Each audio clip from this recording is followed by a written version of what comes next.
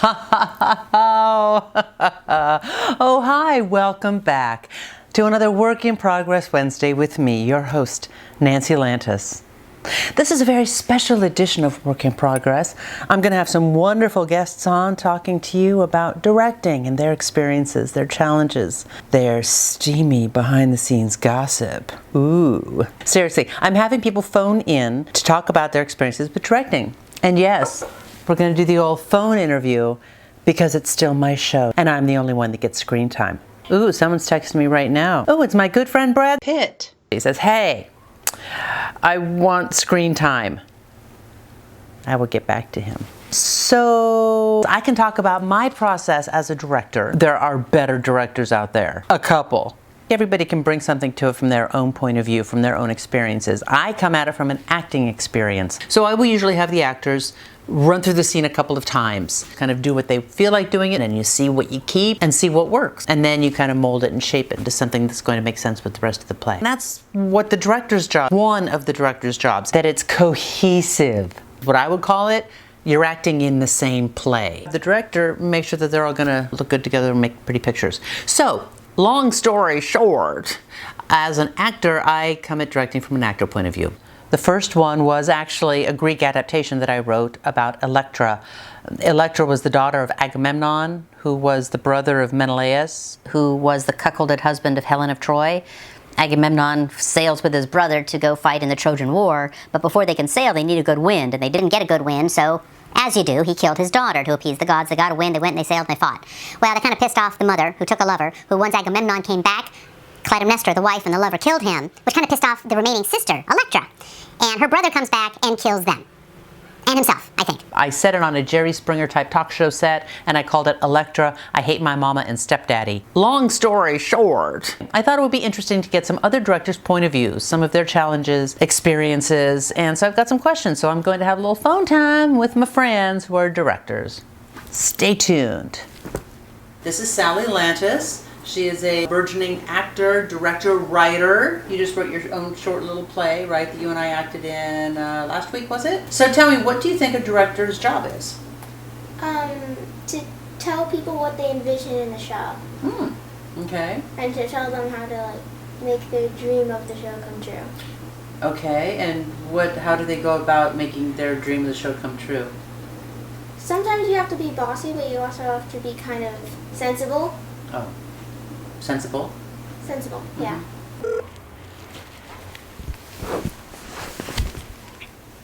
Hello. Hey honey, you are my experiment. So Phil Lantis, what do you like best about directing? I like to take away all costumes and props and set pieces and make the actors suffer. Okay, sure. It's a little sadism on your part. Yes, well, a lot. Thank you for joining us, Phil. My pleasure. Bye. I'm calling my friend Barry Egan. I'm going to introduce you to our audience here. You've done so many shows at the Canyon Theater Guild. Barry has done so many shows at the Main in Newhall, Rep East Playhouse. We just were in a show together. You directed a show, Rex's Exes, A Christmas Story. Who could forget you as Edna in Hairspray? Now that was really fun. Pantyhose, big butt, everything. It worked out well. Now, directing. What are the challenges and or advantages of directing your own work? The advantages, of course, is we can make any changes on the fly we want to. When you're directing an established work, you really pretty much have to stick to the script, whereas when you work on an original work, especially if you're directing one you've written yourself, there's a lot of give and take. The one we just did recently through the years with you and Jen, as we went along, changes came along in it from the collaborative aspect from the actor to the director. So that's probably the biggest advantage of doing your own show. Well, Barry, thank you so much for joining me. Great, thanks. All right, thanks, Barry. Bye-bye. Bye-bye. Barry Egan, everybody. We're calling Lori Morgan. Yes, we are. We're calling Lori Morgan. Lori Morgan.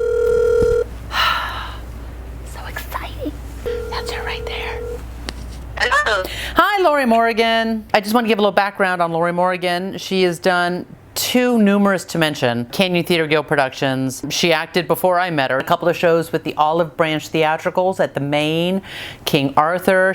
You were the Lady of the Lake, right? Correct. The blues singing Lady of the Lake, the Western Christmas Carol. She directed Don't Hug Me at the Canyon Theater Guild. You've co-directed some of the bigger musicals there, correct? Well, I solo directed Willy Wonka and the Chocolate Factory. That's right. And then I co-directed the regional Beauty and the Beast. That was wonderful. And you were set to co-direct also South Pacific, right? South Pacific and Miracle on 34th Street. That's not happening for reasons out of our control. Out of our control. What I wanted you to specifically speak on, Lori, what is the role of a director in a musical? First of all, you have to have diplomacy. You have to understand that the people who are in charge of what they're in charge of need slight autonomy. You can't helicopter them. You chose them to be on your team. You have to let them do what they're good at. So in a musical, who is the production team more than just a straight play? You need the vocal director, choreographer. Pretty much the director oversees everything because it's the director's vision. But you have to let those people who have more talent than you do what you chose them to do. The same way with a costumer or a set decorator in a straight play. And it's always, of course, nice when everybody gets along. Being a singer yourself then, did you have any more say in some of the musical direction,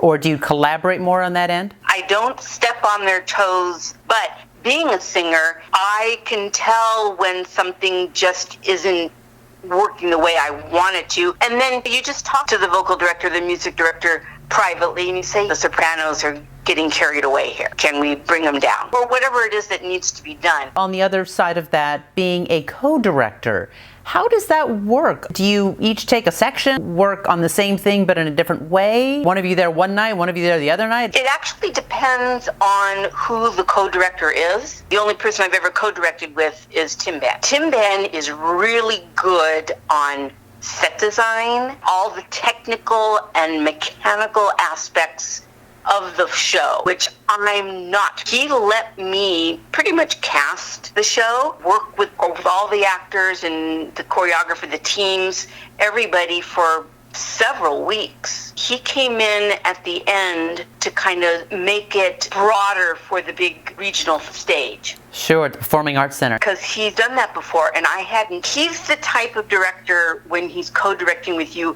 he's really only co-directing just to kind of oversee a difficult project. Now, I was slated to co-direct with Michael Smith, Miracle on 34th Street. He's had lots of experience as AD, lighting, done all kinds of stuff. He hadn't actually directed a show yet. Mentor director is what I would be in that situation, which just means like I've been here, I've done that. I mean, that's the way we learn in this business. Each show has its own peculiarities. Each director brings to the table what they're good at, what they know. If I do finally get to direct Miracle on 34th Street, it will actually be my first straight play, not a musical. I hope we see Miracle on 34th Street maybe next Christmas? Maybe, or they may change it up and it might be something else and I'm not directing it. But at any rate, I'd really still want to do South Pacific because it's one of my favorites. Yeah.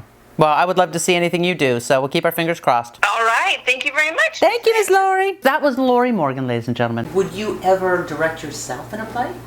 I don't know if I would direct myself, but I would direct other people. How old do you think a director should be Um, before they start directing? I don't know, 14. 14 is good They age. should be someone who can be bossy, but also Sensible.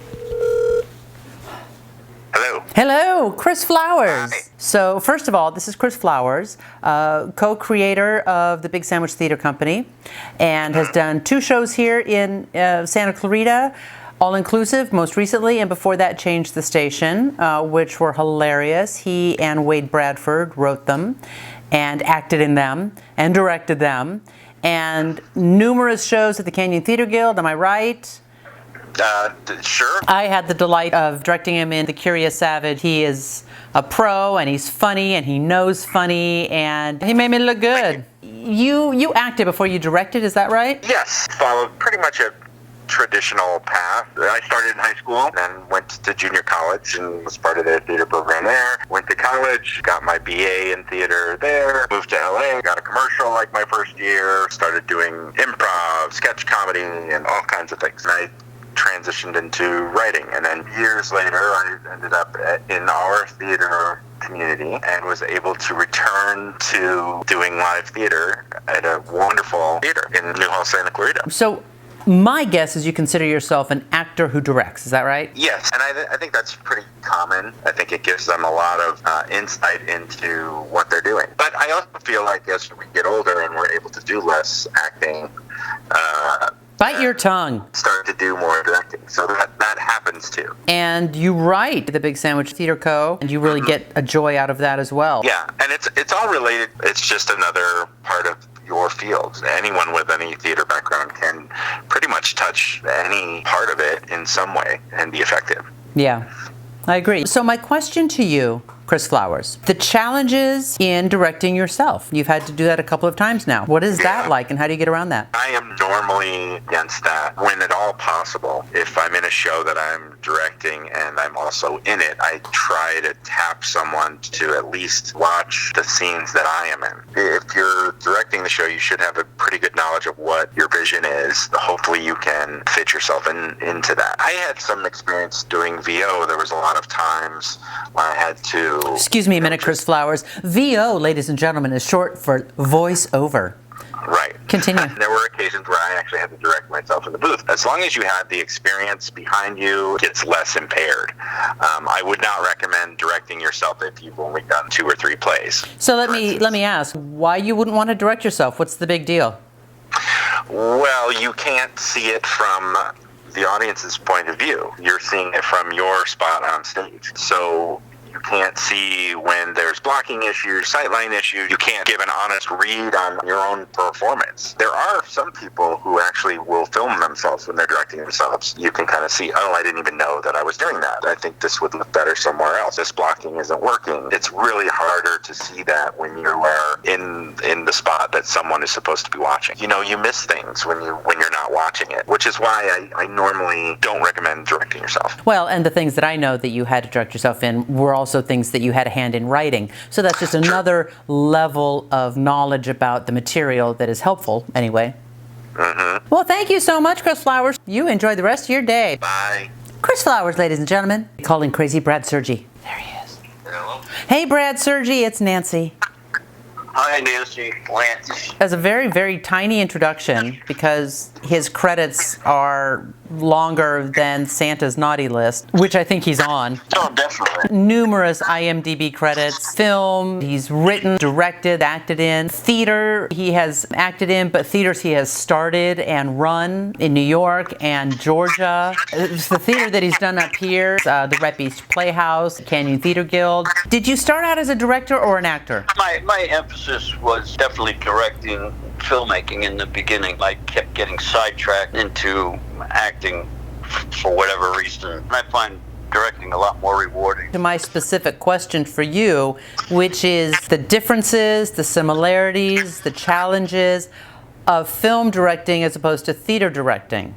It depends on the size of the stage. Working at the Maine, I'm able to use a lot more knowledge of acting and directing than on, say, a larger stage at the Canyon Theater Guild. When you have such an intimate stage, you're really dealing with a different way of approaching acting than on a bigger stage. You have to stay in the moment, and when you're in a much more intimate setting like the Maine, you push actors more towards that style, whereas, big stage like Canyon Theater Guild, you have to kind of go in a different direction, not just with this style of acting, but with the style of directing. I'm able to get into more of my style of directing that I was exposed to and learned, which is called kinetic theater, which is much more movement oriented. On stage, I don't have a camera movement or a close-up lens to have the audience to look where I want, taking the audience's attention to a specific actor by having an actor moving across the stage where I want the audience to look. How quickly do I move that actor? How many counter moves create the energy and control the rhythm of the play? But I've never really done a play with full-out kinetic theater up here. That is one way that you take your knowledge of film directing and the advantages and be able to translate it onto stage. Film directing is very kinetic. You see an actor walk out away from the camera, then that camera follows. That's kinetic movement. All right, so without thinking, if you could only direct one medium for the rest of your life, which would it be? Theater. Ah, that was easy. Thank you, Mr. Sergi. Oh, you can see Brad Sergi as Uncle Odysseus in the Storytime with Uncle Odysseus on YouTube and the website for Eclipse Theater LA. And she twisted my arm into doing it because I haven't been acting anymore. It was a real hard twist. She said, "You want to do it?" I went, "Yes." Thank you, Brad. Thanks for talking with me. Bye-bye. What happens if, like, there's an actor who's not really working out, whether they have to quit or whether they're not working out with everybody else? What's a director have to do then? They should try to find a replacement if they won't get along anymore. So they can find someone else who will work with the other actors. Just kick them out, or they just lock the door to the theater and don't let them come in? Unless they start working together. Hi, Nancy. Hey, Stephen Neiman. I'm going to introduce you a little bit to our at-home viewing audience and my dog. You are the house manager of the Maine in Newhall. You graduated from and you were a teaching assistant in ASM of teenager drama workshop at CSUN. I graduated with my bachelor's in theater arts, and then I worked at a teenage drama workshop for 2 summers. The first time I saw you act was in the 25th annual Putnam Spelling Bee, and you were hilarious. Magic Foot, baby. Did you start out as an actor or start out as a director? My dad has always been an actor, Paul Nyman. Okay, wait, hold on. How am I saying your name? You said Neiman, but it's totally fine. That's the way half my family says it. Cut. All right, sorry, go ahead. So, interesting question, writing, acting, directing. Go. About 7th or 8th grade, I took a drama class. I enjoyed it as a hobby. When I got into high school, I joined the theater arts department. When it came time for my senior year, I directed my first play called Under the Influence by Ron Parker. Something clicked in my brain that made me think, oh, I have to do this from now on. The first show I directed at the Maine was called Blood on My Hands. We've been doing plays with the Bridgeway Theater Company for about 3 years now, which is a company that I had founded and I'm currently the artistic director of. The question I have specifically for you, Diary of Anne Frank. Are you talking about The Fire? Good Lord, no, I didn't know about that. I was just talking about having to replace your lead actress 2 weeks before the show opened. What was that? Week before tech, so yes, 2 weeks.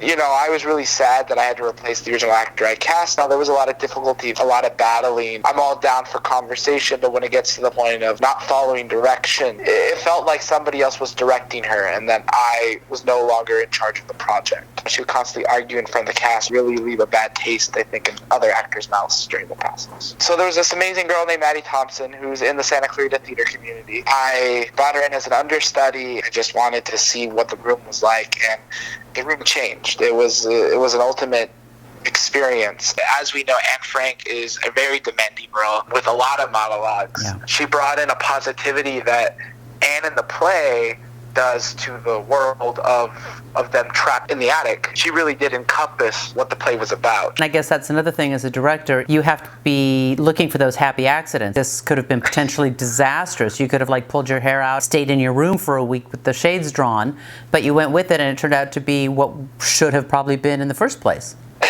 Exactly. Well, Stephen, thank you so much for taking time out of your busy day at the Maine in Newhall. Bye. Bye. Stephen Nyman. Yeah, as we learned, I was saying it's all wrong. It's Stephen Nyman. Silly me. Oh. What happens if, the show has to get canceled? Have you ever heard of that happening? A show having to get canceled? Mm-hmm. Yeah. I've heard of that happening. So what happens then? They should try to reschedule it for another day. Right. Which will also give the actors more time to practice their lines if they don't have it down pat. Oh, good point. Making lemonade out of lemons, huh? Let's get busy. Okay, good Lord. We're professional ladies here. Jeez. That's right. Yeah. This is Janice Crow Christensen, ladies and gentlemen. I met Janice because I had the true pleasure of directing her in The Curious Savage at Canyon Theater Guild. And she has done Harold and Maude at the Maine, a very demanding play, and she did wonderfully as Maude. That was directed by Marlo Weissman. And she was also in Appaloosa with Eclipse Theater, written by Phil Lantis and directed by myself. But we're talking to her here in a directorial capacity. So Janice, thank you for coming on and talking with us. Well, thank you so much for talking with me. Yeah. So you have directed a couple of shows. Well, one for sure, Uncommon Women and Others by Wendy Wasserstein at the Maine, working with all the ladies. How fun was that? That was very much fun. Yeah. So much was discovered in our rehearsals, and we had a wonderful group. They were all very sensitive to one another in working, and it was a wonderful experience. I know you were slated to direct Nancy Who. Yes. Before we get into that, was that the only other show that you've directed up here in Santa Clarita? I did quite a few shows with my husband at the high school level. I was responsible for the major direction on Dark of the Moon, Arsenic and Old Lace. Gracious, I wish I'd written some of this down, but I'm an older lady and I don't remember much of anything anymore. Seasoned, as we say. Thank you. So what I'm introducing our audience to, assuming that there's people other than my family that watch these, some of the things directors come up against and how you deal with that, kind of defining what a director is and what they're supposed to do. As was flirted with momentarily, you were set to direct a show at the Maine, Nancy Who, Girl Detective. What's the title? Nancy Who. Sort of like an homage, a parody to Nancy Drew. You were meant to open the end of March. That's right. You know, it was that last week, and the numbers of the coronavirus were kind of climbing up. It was starting to affect a lot of the event venues. We became very concerned the last couple of days of rehearsal, and that's when everything really started kind of closing down. I didn't know how responsible that was to have numbers of people coming into a theater, along with ourselves. And I was kind of glad that the Maine took the stance of closing down, even though I was in tears along with my crew and my cast, because so much work had gone into it, and we knew this would be a postponement. Maybe a few weeks, or maybe a month, or maybe 2 months, or 3 months, certainly not this long. It was LA County and the Maine making the decision because they had to close down. Had that not come down the pike, you would have had to make that decision. Yeah, I would have had to have made that decision. I kind of did, because I did make calls. We were open on Friday, so it must have been on Thursday when I kind of started thinking, I just don't know how responsible this is. And I was concerned about my cast. It was very hard to put the skids on it. So decisions directors have to make don't take place just on stage. We still don't know, right? Right, we still don't know. I know for one thing that the Maine is going to honor the people that were in the pipeline, that you'll get some first choices once they open again to do a show there. So I would love to see it. I grew up reading Nancy Drew. Nancy Drew was a very important figurehead for us young women. Yeah. Give it up for Janice Crowe Christensen. So this has been a really long work in progress. I had a lot of fun doing it though, because I always enjoy talking the biz with my friends, and these were all my friends, and they're all very talented, so that's a bonus, yay! And I hope you enjoyed it too, and maybe learn a little bit more about what a director does. It's a lot. But like anybody part of a theater production or a film or a TV show, you're one piece of the puzzle. And if any one of those pieces is missing, or the dog eats it, or your husband takes it because he's a little too competitive about puzzle putting together, then it just doesn't work. So you need all of it to see the whole picture. God, I'm going to put that on a Christmas card this year. That was beautiful. Anyway, thanks for tuning in to Work in Progress Wednesday with me, Nancy Lantis, for Eclipse Theater LA. You can check out more WIPs on YouTube at youtube.com/EclipseTheaterLA, and our website, www.eclipsetheaterla.org. You can see things we do on Facebook. We're on Instagram at All Eclipse Theater LA. If you like what we do, consider subscribing. It's tax deductible. And we're going to have t-shirts made soon, and we're going to have shows coming up. We're going to have a show come up on Zoom on November 20th, and it's all about Thanksgiving and family and casseroles. Intrigued? Come check it out. Thank you so much. Take care of yourselves, and always take care of each other. All right, so if we're sitting here and we're talking, say something. Hi. Okay.